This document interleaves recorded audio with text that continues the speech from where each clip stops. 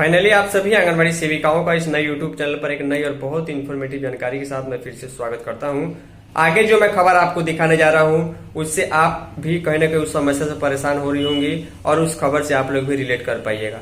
इस वीडियो में हम जानकारी देने जा रहे हैं कि पिछले कई दिनों से जो है आंगनबाड़ी केंद्रों पर जो गैस सिलेंडर आपूर्ति की जो समस्या चल रही है उस समस्या के समाधान के संबंध में आखिर सेविकाओं को जो दोहरी समस्या है, दोनों ओर से सेविका परेशान है, एक लाभार्थी की ओर से, विभाग की ओर से और गैस एजेंसी की ओर से।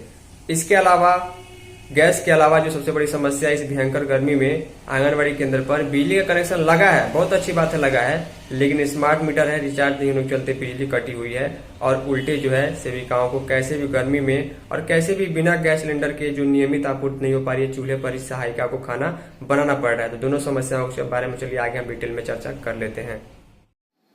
तो ध्यान दीजिएगा, आंगनबाड़ी केंद्रों पर जो गैस की आपूर्ति के संबंध में खबर है उसके बारे में एक लेटेस्ट जानकारी फिर से जो है बिहार के एक ज़िले में आज के लिए यानी कि 2 जून को खबर प्रकाशित हो चुकी है और ज़िले का नाम सुपौल है।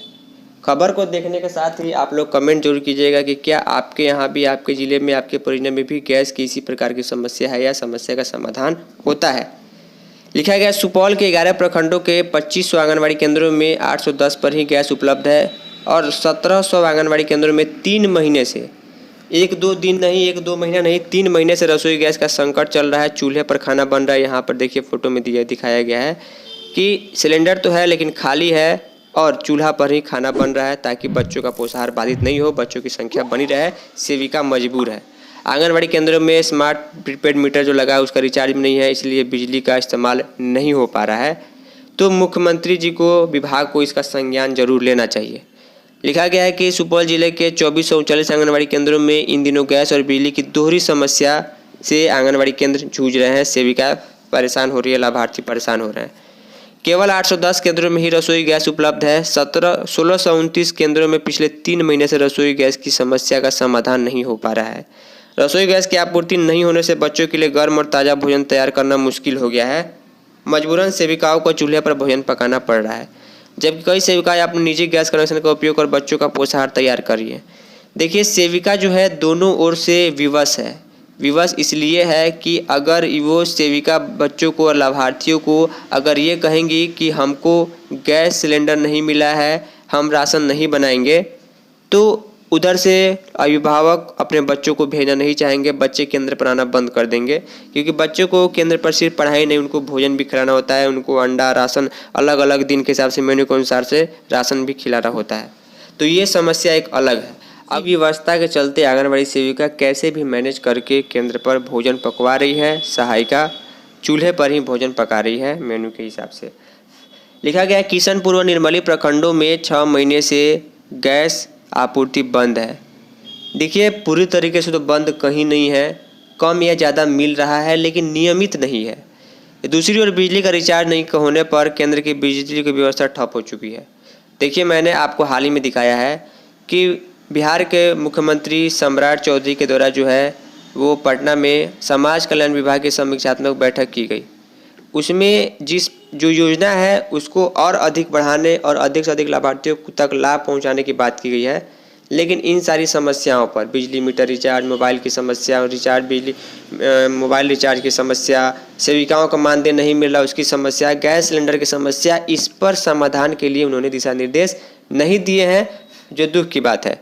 लिखा गया सर्वोच्च न्यायालय के निर्देश के अनुसार आंगनबाड़ी केंद्रों पर हर हाल में 1 वर्ष में 300 दिनों तक पोषाहार उपलब्ध होना चाहिए, लेकिन गैस की आपूर्ति की व्यवस्था बाधित होने से इससे संकट में है। सोमवार को कई आंगनबाड़ी केंद्रों में सहायिकाओं ने लकड़ी के चूल्हे पर भोजन बनाया। सेविकाओं का कहना है कि लगभग 3 महीने से आपूर्ति बाधित है, नियमित नहीं होने के चलते ये व्यवस्था की गई है। गैस के लिए मिलने वाली राशि से मजबूरन जलावन खरीदकर पोषाहार बनाना पड़ रहा है। प्रति माह गैस मद में 1017 रुपये की राशि मिलती है, लेकिन गैस और जलावन दोनों की बढ़ती कीमतों के बीच इस राशि से भोजन तैयार करना भी मुश्किल हो गया है।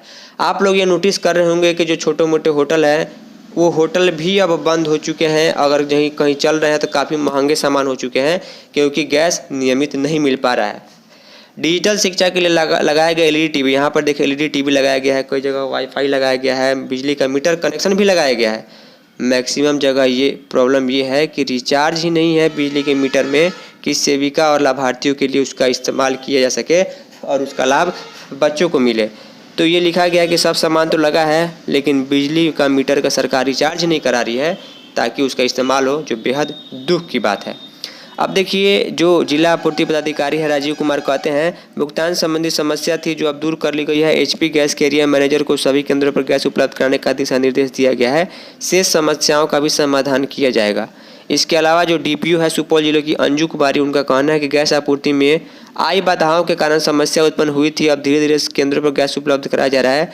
बिजली मीटर संबंधी समस्या के समाधान के लिए विभागीय स्तर पर उत्तर और दक्षिण बिहार पावर डिस्ट्रीब्यूशन कंपनी के साथ बातचीत चल रही है।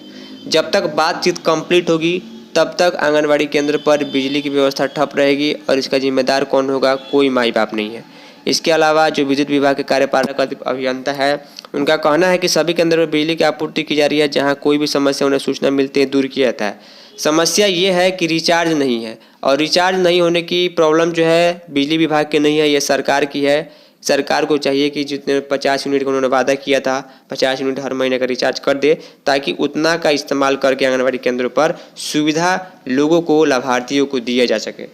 तो ये खबर थी बिजली मीटर रिचार्ज और गैस संकट के संबंध में। उम्मीद करूंगा कि आप लोग भी इससे रिलेट कर पाए होंगे। वीडियो को शेयर और लाइक जरूर कीजिएगा। इस वीडियो में इतना ही। धन्यवाद।